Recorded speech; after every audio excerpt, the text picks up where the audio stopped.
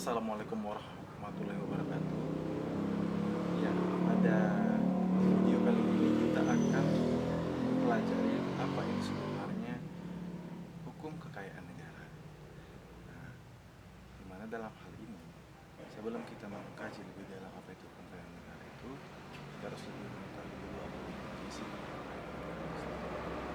Definisi kekayaan negara itu diatur pada Undang-Undang Nomor 17 Tahun 2003, yaitu tentang keuangan negara. Dan juga diatur juga ada definisi tersebut pada Undang-Undang Nomor 1 Tahun 2004, yaitu tentang perbendaharaan negara. Di mana dalam hal ini kekayaan negara disebutkan adalah semua barang, baik barang bergerak maupun tidak bergerak. Yang kita ketahui dalam hukum perdata, adanya barang itu adanya bergerak dan tidak bergerak, yang dimiliki dan atau dikuasai oleh pemerintah pusat. Hal ini harus ada dipahami. Dimiliki itu adalah ayahna. Sedangkan dikuasai, negara tidak memiliki hak milik terhadap hal tersebut. Ini adalah penjelasan. Yang itu oleh pemerintah pusat, pemerintah daerah, badan usaha milik negara, badan hukum milik negara, badan usaha milik daerah, serta penyertaan modal negara atau saham negara. Hal yang kita ketahui dari pengertian tersebut, bahwasanya negara juga memiliki saham dari terkait dalam hal perusahaan atau segala macam. Bahkan itu pun ada yang di luar negeri juga saham negara. Dimiliki atau dikuasai oleh negara. Di mana hal ini adalah kita mengatakan ada welfare state. Pengelolaan aset itu untuk sebesar-besarnya adalah tetap untuk kemakmuran rakyat. Jadi bukan artinya ketika suatu kekayaan negara itu dimiliki oleh suatu negara atau dikuasai oleh negara, negara memiliki sewenang-wenangan menganut prinsip transparansi dan akuntabilitas, baru profesionalitas, proporsional, dan objektif. Nah, dalam hal ini juga pemeriksaannya oleh badan pemeriksaan ekstern. Jadi, ketika negara ini memiliki ataupun menguasai, ada juga yang mengawasi dalam hal tersebut. Yang bebas dan mandiri, artinya dia harus independen, di luar dari pemerintahan. Nah, standar akuntansi sektor publik yang berlaku umum.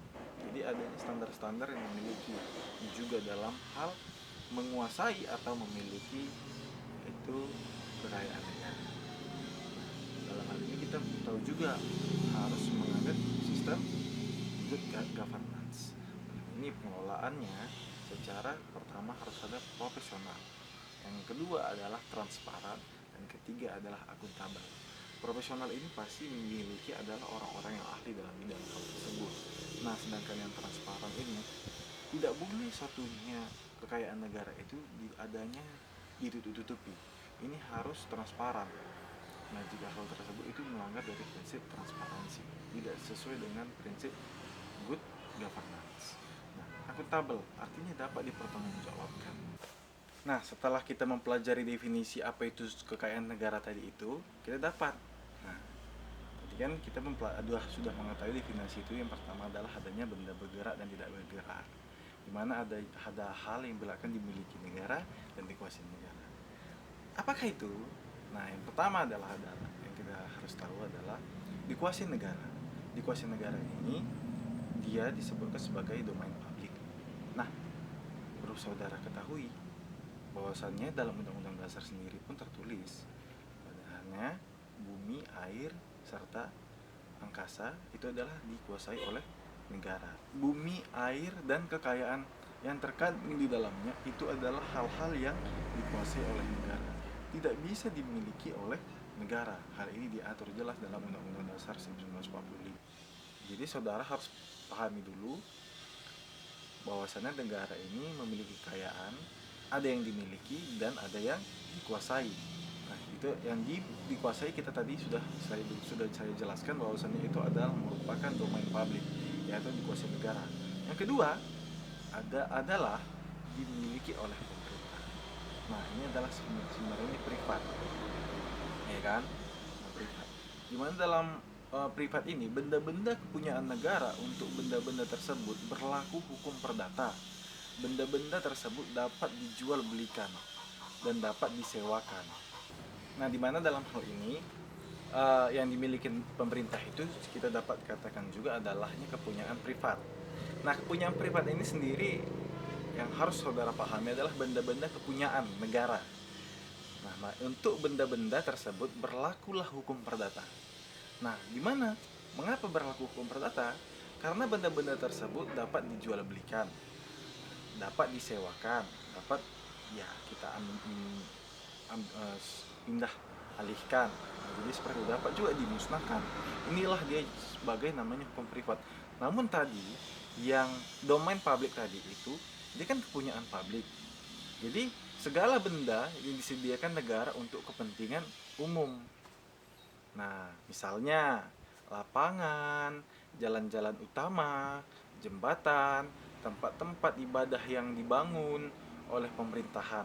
Ini sudah menjadi kepunyaan publik. Jadi ada juga tadi kepunyaan privat yang memang benar-benar dimiliki negara. Nah, sedangkan yang tadi itu yang kepunyaan publik sendiri itu adalah termasuk dalam dimiliki pemerintah, tapi khusus adalah untuk dibuat pada umum. Dan itu tidak boleh diperjualbelikan karena itu memang fungsinya kepada fungsi sosial. Dikuasai negara itu adalah negara tidak memiliki, artinya dia tidak segera heknar benda-benda yang termasuk kepunyaan publik, karena benda-benda tersebut dianggap benda di luar perniagaan, dikeluarkan dari pergaulan hukum biasa. Sedangkan negara sebagai pemilik atau negara sebagai heknarnya itu benda-benda kepunyaan publik dan berlaku hukum privat, seperti hak kebendaan seseorang. Jadi kepada adik-adik mahasiswa mungkin sudah mempelajari bagaimana itu tentang hukum perdata, hukum privat, hukum publik. Nah, ini kita mengkaji sekarang kepunyaan. Oke? Jadi ada juga yang saudara harus tahu, hak menguasai dari negara. Nah, menguasai ini yang pertama itu adalah mengatur dan menyelenggarakan peruntukan, penggunaan, persediaan, dan pemeliharaan bumi, air, dan ruang angkasa. Jadi pemerintah dalam hal ini walaupun dia menguasai, dia harus juga bagaimana persediaan, pemeliharaan juga seperti itu, mereka itu harus bertanggung jawab dalam hal tersebut. Misalnya minyak, tembaga, air bawah, tanah, dan serta permukaan. Baru yang kedua itu menentukan dan mengatur hubungan hukum antara orang-orang dengan bumi, air, dan ruang angkasa. Jadi adanya tanggung jawab pemerintah untuk mengatur hukum itu antara natural person tadi, manusia tadi, dengan yang dikuasai oleh negara tadi. Contohnya membuat peraturan perundang-undangan tentang telekomunikasi, pertambangan, lingkungan hidup, itu contoh, salah satu contoh.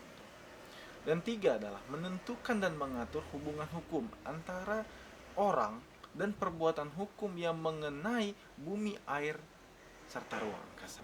Misal, saya ambil contoh ini, misalnya syarat-syarat yang harus dipenuhi oleh badan orang atau natural person ataupun badan hukum ataupun reh person yang mengelola kekayaan alam, minyak, air, penggunaan satelit, dan lain-lain halnya.